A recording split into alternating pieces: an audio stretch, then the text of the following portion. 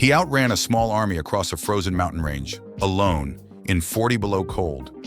He wounded 2 officers and killed a third. And in all of it, as far as anyone could ever prove, he never spoke a single word to the men hunting him. When they finally brought him down, they searched his body for the one thing the whole country wanted: his name. They found a small fortune in cash. They found gold. They found no identification at all, because the name he had given, Albert Johnson, was almost certainly a lie. Nearly a century later, his body has been dug up, and his DNA has been read letter by letter. And we still cannot tell you who he was. It began in one of the loneliest places on Earth, the Mackenzie Delta in the far northwest of Canada, a frozen maze of rivers and black spruce where winter can kill an unprepared man in hours, and where, even now, the nearest help can be days away. In the summer of 1931, a quiet, powerfully built stranger arrived near the settlement of Fort McPherson.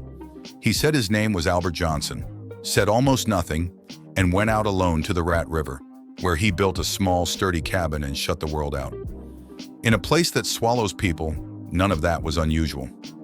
The North has always drawn men who want to vanish. But that winter, the local trappers began to complain that someone was lifting their traps. And suspicion fell on the silent man on the Rat River. For the mounted police, the Delta was dangerous ground in itself. And somewhere inside it, the silent man on the Rat River held every advantage. In late December, they sent Constable Alfred King to ask a few simple questions. King could see smoke from the chimney and movement at the window, but Johnson would not open the door. He would not answer. He acted as though no one stood outside in the freezing cold at all. With no warrant, King made the long trip back to get one. On the 31st of December, 1931, he returned and knocked again. This time, Johnson answered through the door with a rifle. The bullet tore through the wood and into King's chest. His companions threw him onto a dog sled and ran some 80 miles through the dark to save his life. Incredibly, he survived. But everything had changed. The silent stranger had shot a policeman. On the 9th of January, a party of 9 men returned to the Rat River. What they found was not a hideout. It was a fortress. Johnson had dug a pit beneath the floor and turned the heavy log walls into a bunker. When they ordered him out, he answered with rifle and shotgun fire and held 9 armed men at bay through roughly 15 hours of darkness in temperatures near 40 below. In the end, out of options, they packed dynamite against the cabin and blew it apart. And out of the smoke and the wreckage, Albert Johnson kept shooting. Through the long hours of gunfire, explosions, and shouted demands to surrender, the one thing the police never heard was his voice. Low on supplies, with the cold itself turning against them, the police were forced to pull back. And under the cover of darkness, the man whose cabin had just been destroyed slipped out and disappeared on foot into the wilderness. What came next is the reason this became one of the largest manhunts in the history of the Canadian North. For weeks, on foot and alone, Johnson stayed ahead of trained trackers, indigenous guides, and dog teams who had hunted this country their entire lives. He moved in ways that seemed to push past the limits of human endurance. He almost never lit a fire that could be seen. By many accounts, he wore his snowshoes in ways meant to confuse his trail and stepped only in the packed tracks of caribou, so he left no prints of his own. This was not the blind panic of a man on the run. It was fieldcraft. Deliberate, expert evasion, the work of someone who had been trained somewhere to disappear. And then he did the thing the trackers swore was impossible. He climbed the Richardson Mountains in the dead of winter, alone, forcing a high pass through killing cold to drop down into the Yukon on the far side. Men with full teams and supplies could barely survive that crossing. He did it hunted, hungry, and with a price on his head. It couldn't last forever, and it didn't. On the 30th of January, a patrol cornered him near a riverbank, and in the firefight, Johnson shot Constable Edgar Millen, a well-liked young officer, through the heart, killing him. Now the man the newspapers were calling the Mad Trapper had killed a Mountie, and the hunt turned relentless. For the first time in a Canadian manhunt of this kind, the police took to the air.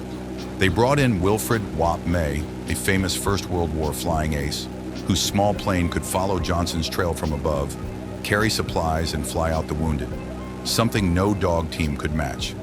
Slowly, the net closed. On the 17th of February, 1932, it ended on the Eagle River in the Yukon. Johnson was caught out in the open, on the ice at a hairpin bend in the river, with nowhere left to run. In the final shootout, he wounded yet another officer before the bullets finally found him, and he went down in the snow. The man who had said nothing to his pursuers for 6 weeks said nothing at the end. And when they reached him, the mystery only deepened.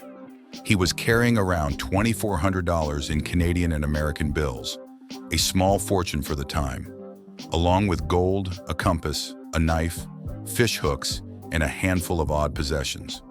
He carried no letters, no papers, no diary, nothing anywhere on him with a name. His teeth showed careful, expensive dental work, the kind that costs real money.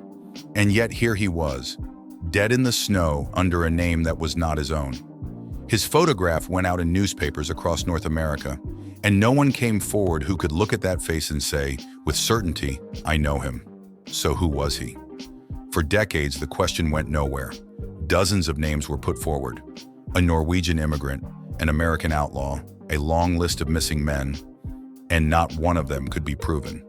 Then in 2007, a team did something extraordinary. They exhumed the body to let modern science finally try. They recovered his DNA.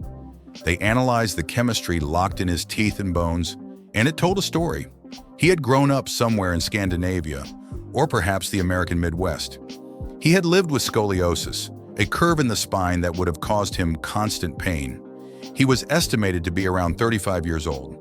It was more than anyone had ever known about him, and it still was not a name. More recently, a forensic genetics lab went further, sequencing his genome in detail. The result pointed to Swedish ancestry and tied him distantly to a single family line reaching back to a couple born in the 1700s. Investigators have compared him against more than 24 families. They have never, in 90 years, been closer to him. And to this day, no one can say for certain who Albert Johnson was. So who walks into the Arctic with no name, no past, and skills like that? Think about it for a moment. A man with a curved spine, very likely in constant pain, outrunning dog teams and seasoned trackers across a frozen mountain range in the dead of winter. Does that sound like a petty criminal hiding a past? Or a soldier who had already survived the worst the world could show him? Some believe he was simply a survivalist and a loner, a man who wanted the world to leave him completely alone and who killed when it wouldn't. Others look at the marksmanship, the iron endurance, the discipline, the silence, and see a soldier, a veteran of the First World War, a conflict barely a decade past, carrying its skills and perhaps its scars into the snow. And some believe the simplest answer of all, that he was a wanted man, hiding under a borrowed name in the one place on earth no one would think to look, who chose to die rather than be known. What we can say is this: the skills were real, the silence was nearly total, and the name, almost certainly, was a lie. Almost a century has passed. The cabin is long gone. The men who hunted him are long dead. And somewhere in a lab sits the genetic code of a human being who killed a police officer, crossed a frozen mountain range alone, and carried his true name into the snow with him. We are closer to him now than the people who stood over his body in 1932, and we still cannot say it. Maybe someone watching this shares his blood and does not know it. So what do you think? A broken veteran, a hunted criminal, or a man the record simply lost? Leave your theory in the comments, and for more legends and disappearances from the far north, subscribe to Vanished North.